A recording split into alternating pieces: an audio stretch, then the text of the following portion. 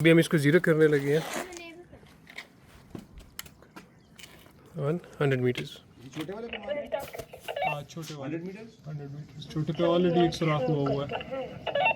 डंडे पे नहीं डंड, हाँ जो बॉक्स टाइप से ऊपर। कहाँ लगी है इसको? नजर आई? नहीं, दोबारा मारो। वो ऊपर गई है, बहुत ऊपर से जा रही है। ऊपर गई है। You have to bring it down. अच्छा क्या हुआ जी, ये एक जब एम्प्टी हुई है और लास्ट राउंड होल्ड करके लास्ट राउंड उसने एम्प्टी चैम्बर इंडिकेशन दिया।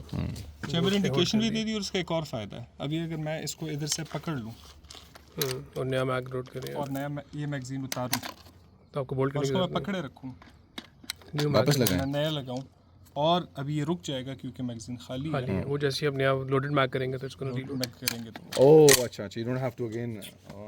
Right. So let's try it. अच्छा खत्म।